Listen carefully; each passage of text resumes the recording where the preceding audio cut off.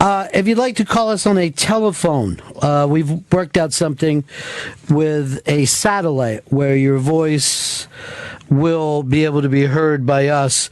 We will then take it to another satellite where it'll be heard by other people.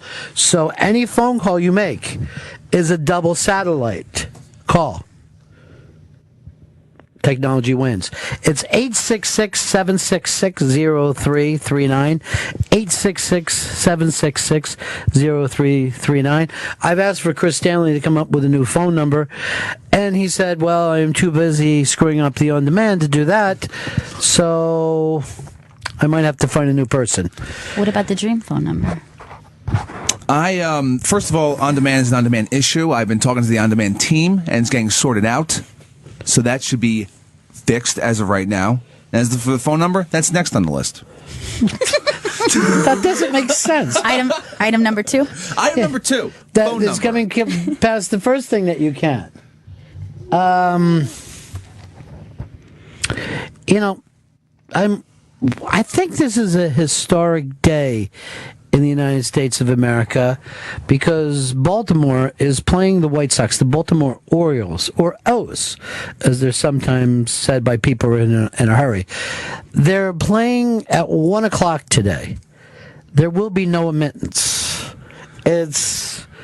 I don't know that we've ever had a sporting event with no fans, well, obviously outside of Tampa Bay, but that they were trying to get people to come in Tampa. But this will be a ghost game.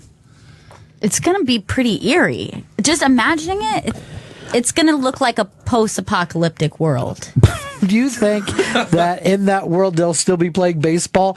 Somehow the major leagues will survive, but not the fans? I think I would do that. If you were living in a post-apocalyptic world, wouldn't you go to a baseball stadium and play baseball with your friends? No, I'd first of all, I would be scavenge. Yeah, if it's a post-apocalyptic world, what would you do? Scavenge.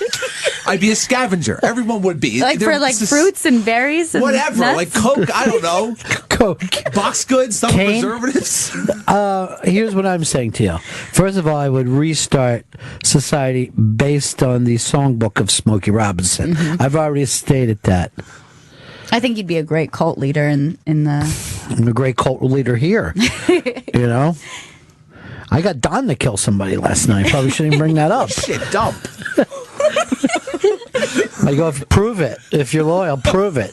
Kill that waitress.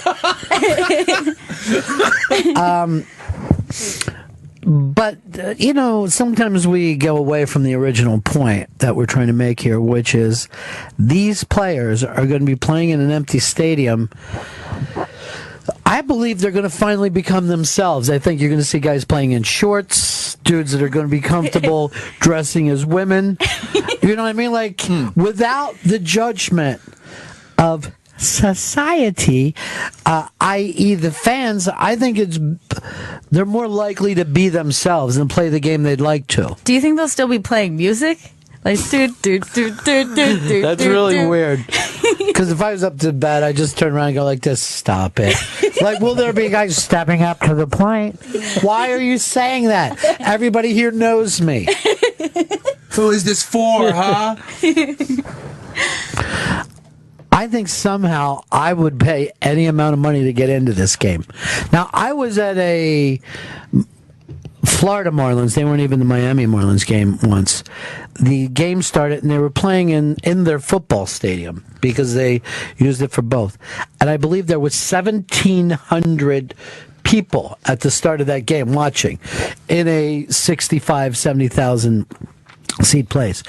And sitting behind the dugout, I hear this conversation going on and look up and notice that it's two people in left field.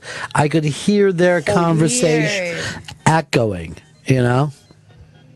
That's bizarre. I mean, did you start talking? Did you yell shit at them to see if they could hear you? No, I acted like a human being, okay? I didn't pretend I was in the Grand Canyon and focusing on echoes. I was there in 1997 to say, let's go Marlins, you're gonna win. Whatever they would fucking say. No one, that was the year they won the World Series, and I was down there. and I went to a ton of games, and no one showed up until basically they were ready to win the pennant, and then the city exploded for them. As the players, they had to have been pissed about that, right? No. Players don't get mad. They're not all sporty sports like you are. They're like, I'm getting paid. You know? But they got to get paid.